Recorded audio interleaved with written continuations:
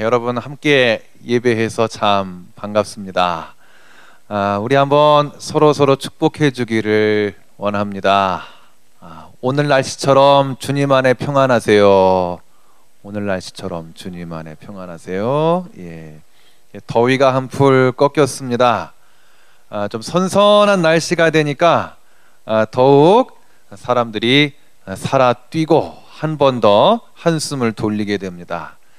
이 날씨 하나도 사람의 표정, 기분, 행동이 좌우됩니다. 주님께서도 때론 선선한 바람처럼 우리한테 임하십니다. 또한 따스한 햇살처럼 임하시기도 하고요.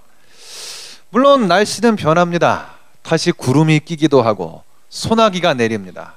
하지만 구름 위의 태양은 항상 그 자리에 있습니다. 주님은 이 구름 위의 태양처럼 변함없이 여러분과 함께 계실 겁니다. 여러분 보시기에 이 열왕기상 누가복음 두 말씀을 보셨을 때 비슷하게 느껴지셨을 거예요.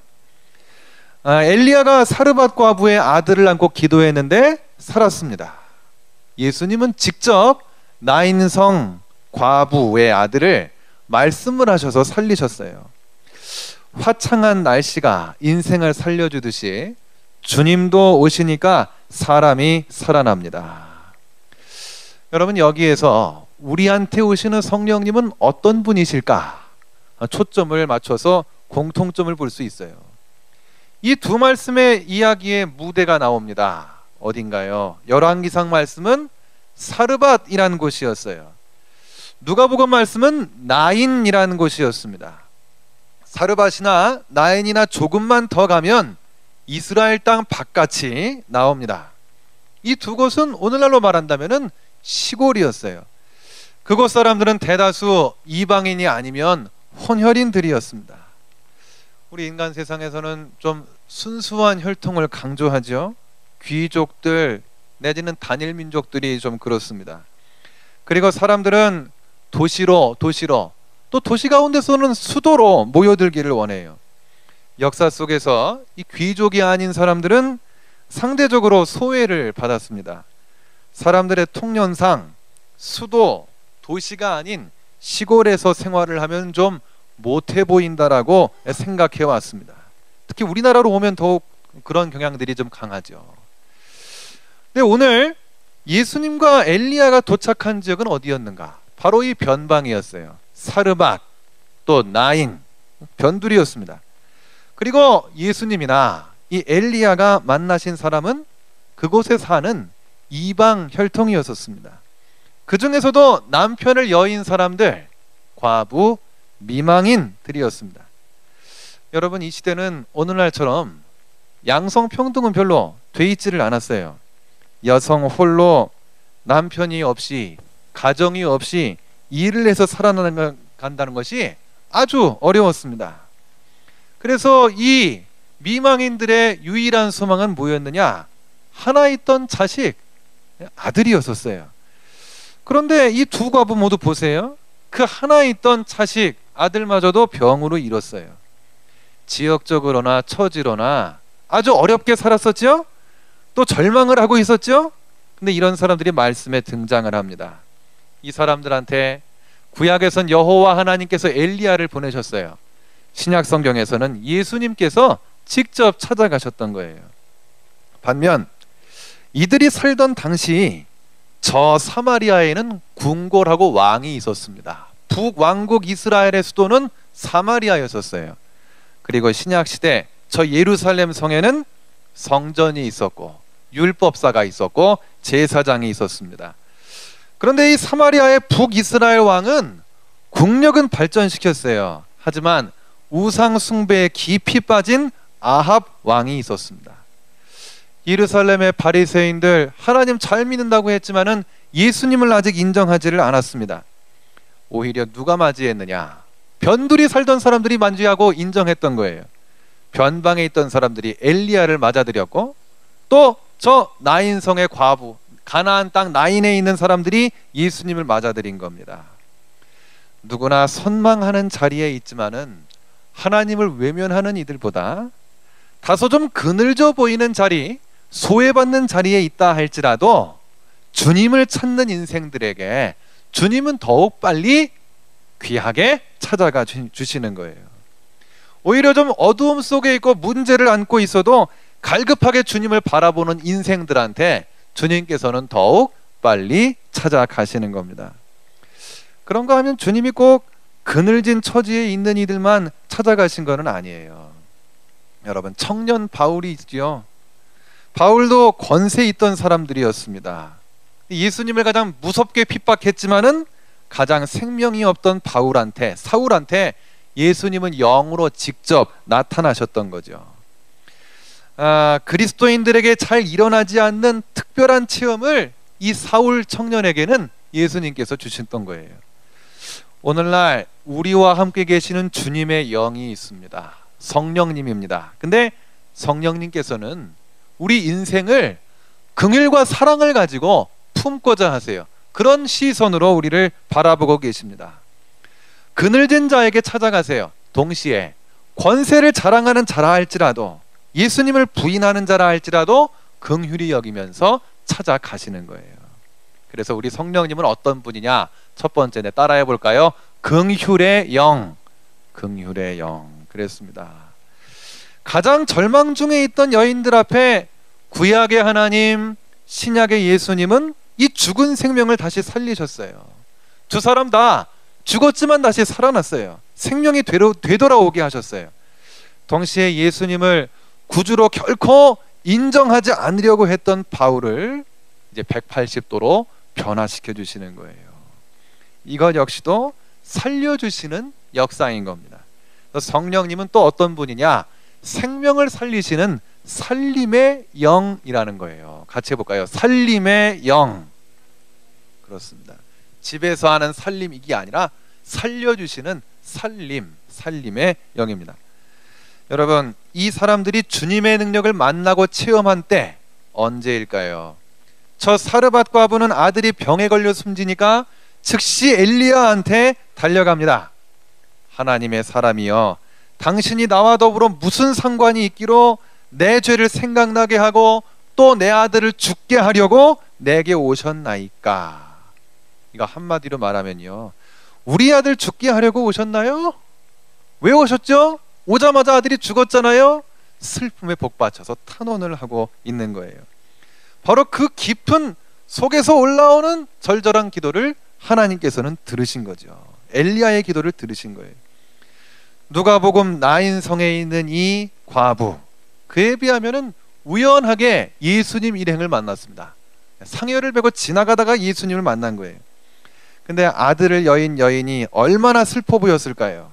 그 성 주민들 다수가 아들의 상여를 따라서 장례 행렬을 이루고 가고 있었습니다. 때마침 예수님이 이들과 마주치셨던 거예요. 근데 이 일행은 예수님이 누구셨는지 알았는지 몰랐는지 성경은 말하고 있지 않습니다. 그런데 예수님이 관에다가 손을 대셨어요. 그리고 울지 말라고 하셨어요. 누구도 뭐라고 하지 않습니다. 당신 누군가요? 당신이 뭐 이 시신을 살려줄 거예요? 왜 울지 말라고 하죠? 그렇게 말하는 사람이 없습니다. 그냥 그대로 하시게 내두었어요. 근데 그때도 역시 그렇게 하자 예수님은 이 죽은 아들을 다시 일으켜 주셨던 거예요. 여인은 참 이 복을 받았던 이 사람 같아요. 기대하지도 않았는데 슬픔에 그냥 절절하게 상여를 메고 따라만 가고 있었는데 생각지도 못했는데 예수님을 만났으니까요. 그리고 만난 그 자리에서 예수님의 능력을 직접 느꼈으니까요. 여러분, 또 세 번째로 말씀드린 저 바울은 또 어땠을까요? 그는 가장 반항적이고 기세등등할 때 이 음성을 들었던 거예요. 사울아, 사울아, 내가 어찌하여 나를 박해하느냐? 그 말씀에 예수 그리스도와 맞닥뜨려졌어요. 그냥 부딪히듯이 전적으로 만났던 거예요. 어떻게 그런 사람도 예수님이 찾아가실까? 그렇게 가혹하게 핍박하는 사람도 예수님이 찾아가시나? 주님의 영은 간구하는 사람에게도 물론 마주쳤을 때 맞이하는 자에게도 찾아가십니다. 나아가 거부하는 자에게도 찾아가실 수가 있어요. 그 언제가 될지 어떤 사람이 될지 우리가 미리 알 수는 없지만 그렇게 찾아가서 맞아주시는 거예요. 주님의 방법은 인간의 생각에 따라서 얽매이지 않습니다. 사르밧 과부처럼 부르짖는 사람한테도 찾아가시고, 나인성 과부처럼 우연히 마주친 사람도 만나주시고, 바울처럼 거부해버리는 사람에게도 찾아가시는 겁니다. 그래서 결국 성령님은 세 번째는 자유로운 영이세요. 같이 해볼까요? 자유로운 영. 예, 그렇습니다. 하나님의 영의 성품을 정리해보면 그래요. 인생을 지켜보시는 긍휼의 영, 죽은 생명을 되살리시는 살림의 영, 우리 인간의 예측 기준에 얽매이지 않고 찾아가시는 자유로운 영, 바로 이 성품을 갖고 계시는 거예요. 이에 더해서 여러분, 우리 영적인 생활을 위해서, 신앙의 상식을 위해서 한 가지 덧붙이겠습니다. 열왕기상을 떠올려 보세요. 엘리야가 죽은 아이 위에서 엎드려져 가지고 발하고 손을 다 이렇게 포갠 다음에 기도를 하기 시작했어요. 성부 하나님이 엘리야의 기도 속에 살림의 성령을 보내서 이 아이를 일으키셨어요. 성부하고 성령이 함께 일하고 계시는 거예요. 성자 예수님이 이 관을 붙잡고 그 과부의 아들을 위해서 손을 얹고 말씀을 하시니까 청년이 일어났습니다. 역시 살림의 성령님이 임해서 아들을 살린 거예요. 성자하고 성령이 함께 일하셨던 겁니다. 여러분, 저 청년 사울이 사도, 또 사도 바울이 되기까지 그는 갈라디아에서 보게 되면 사람한테 직분받지 않았다 그랬어요. 배운 것도 아니라 그랬어요. 바울은 베드로나 요한처럼 몸으로 예수님을 직접 만난 적은 없어요. 진짜 뭐 베드로 요한처럼 같이 뭐 밥을 먹은 적도 없고 맞닥뜨린 적이 없습니다. 하지만 예수님을 그렇게 가슴으로 아주 신비하게 만났어요. 근데 그러기까지 어때요? 성령님이 이 사울의 죽은 내면을 살리신 거예요. 감겨진 눈을 뜨게 해주셨던 거죠. 성령이 성자를 알리셨어요. 그 모든 것은 태어나기 전부터 나를 택하신 성부 하나님이라고 말씀하고 있습니다. 여러분이 두 본문의 이야기, 사도 바울 이야기까지 같이 한번 생각해 보세요. 하나같이 성부하고 성자하고 성령이, 때로는 성부하고 성령이 같이, 때로는 성자하고 성령이 같이, 이 세 분이 같이 한 생명을 살리기 위해서 함께 일하고 계시는 겁니다. 성부, 성자, 성령, 삼위의 하나님이라 그래요. 근데 성경에 등장할 때 알고 보면 같이 함께 일하시는 거예요. 그래서 삼위는 일체라고 말을 하게 되는 것입니다. 성령님의 능력은 치유하셔요, 위로하셔요, 용기를 주십니다. 그리고 우리로 하여금 전도하게 하신 뿐만 아니라 사람들이 서로 하나 되게 하시는 거예요. 성령 충만한 사람, 능력의 사람이에요. 성령이 임하니까 능력이 생겨요. 동시에 하나 되게 하시는 영 가운데서 화합하는 사람이 되는 것입니다. 여러분 한 사람 한 사람한테 하나님이 오신다. 근데 어떤 하나님이 오시느냐? 성부, 성자, 성령 삼위이자 일체가 되신 하나님이 함께 찾아오고 계시는 거예요. 오늘 나한테도 이렇게 세 분이자 한 분이신, 한 분이자 셋으로 나눠 역사하시는 하나님께서 친구가 되어 다가오시는 겁니다. 오늘 본문 속에 나오는 사람들이 여러분 앞에 있어요. 선지자 엘리야를 모시고 살았지만 아들을 잃은 사르밧 과부, 상여를 메고 가다가 우연히 예수님과 마주친 나인성의 이 미망인, 아니면 세상에 무서운 것 없는 시절을 보냈던 젊은 사울, 그 옛날 사람들 이야기지만은 오늘 우리들의 모습도 이 이야기 속에 다 들어있는 거예요. 세 사람의 모습 속에서 내가 어떻게 할 때 하나님의 영이 나한테 와서 일하실 수 있는지 알 수가 있는 것이에요. 예, 여러분 문제가 있을 때마다 저 사르밧 과부처럼 바로바로 주님께 말씀드릴 수 있기를, 구할 수 있기를 우리 주님께서는 말씀하고 계시는 거예요. 하나님의 사람 엘리야가 그 집안에 있었으니까 바로 알릴 수가 있었던 거였죠. 여러분 내면의 집에는 늘 성령님께서 거하고 계셔요. 늘 여러분 그것 생각하고 있습니까? 아무리 바빠도 그 중심 속엔 주님께서 함께하고 계시는 거예요. 바쁜 중에도 시험 치러 가는 한이 있다 할지라도 출장을 다녀도 먼 곳으로 여러분들이 왔다 갔다 다녀도 그 순간도 성령님은 함께하고 계시는 겁니다. 여러분 믿으십니까? 보이지는 않지만 느낄 수 있는 실체로서 함께하고 계시는 거예요. 갑자기 긴장이 될 때가 있어요. 우리가 살고 있는 이 생활의 경기에 문제가 생길 수 있죠. 정말 갑자기 우리한테 어려움이 올 수 있어요. 그 자리에서 바로 내 안에 계신 성령님한테 여러분 사르밧과보처럼 외쳐볼 수 있겠습니까?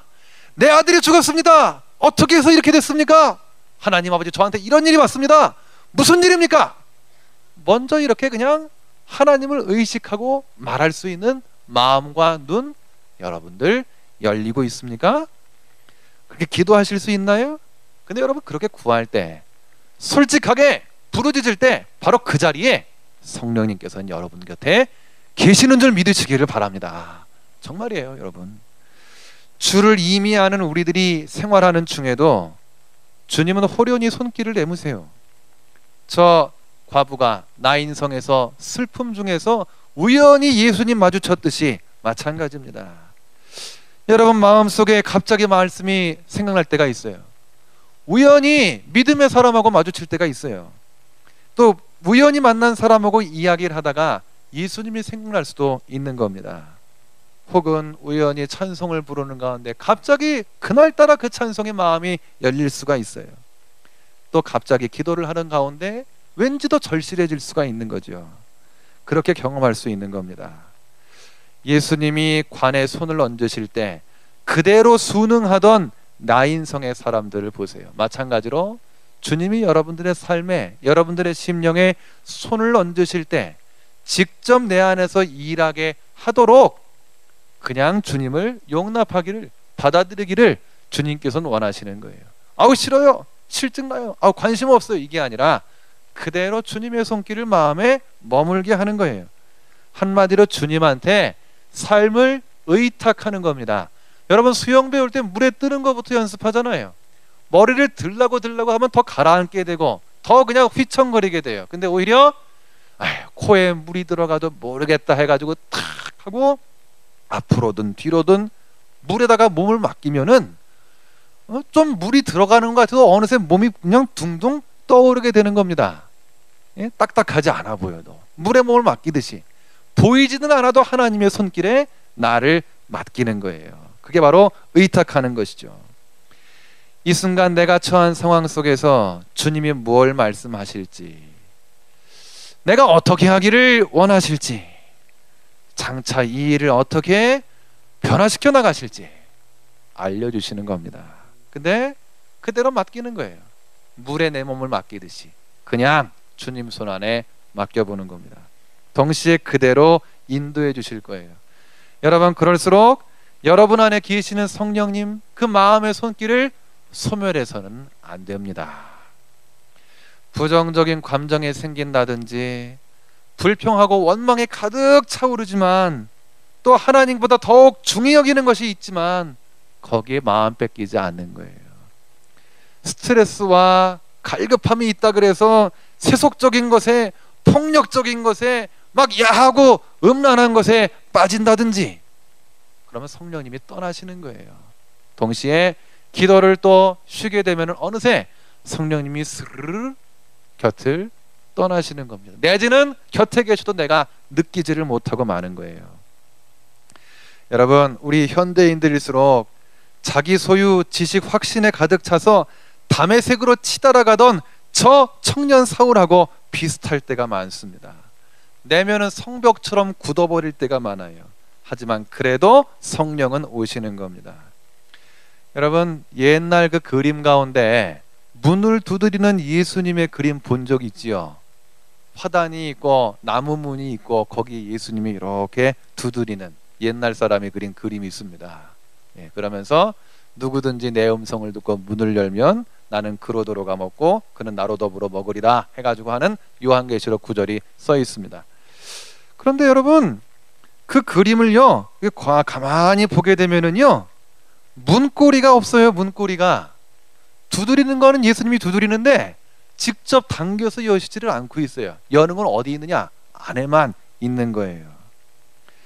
여러분, 정말 집 문을 두드릴 때 듣는 것도 영적인 이 귀인 것입니다. 여러분, 저 바울이 그렇게 변화되기까지 알고 보면은 정말 주님의 두드리는 음성을 들었던 사람이 있었을 거예요. 그리고 알게 모르게 기도하고 있었던 것입니다. 여러분, 누군가의 기도 속에서 사울은 변해서 바울이 될 수 있었어요. 오늘 내가 예수 믿기까지도, 내가 오늘 예수님 안에 거하는 청년이 되기까지도 누군가 나를 위해서 기도하고 있었을 거예요. 정말 곁에 있는 사람들의 기도 속에서 오늘 내가 나도 모르게 변화될 수가 있는 것입니다. 여러분, 저 사르밧 과부처럼 내가 직접 주님께 일일이 구할 때, 목이 터져라 구할 때 주님께서는 들으셔요. 주님이 내 삶에, 내 안에, 내 관계 속에 손길을 주시면 나인성 과부처럼 그냥 마음만 열어 보이면 주님이 들어오십니다. 그리고 저 사도 바울이 변화가 됐어요. 누군가의 그 기도 속에서 완악했던 굳은 마음이 변하게 됐던 거예요. 이것 역시 오늘 나의 신앙과 삶을 위해 누군가 기도하고 있음을 기억해야 됩니다. 마찬가지로 나 역시 다른 누군가를 위해 기도할 수 있기를 우리 주님은 바라고 계시는 거예요.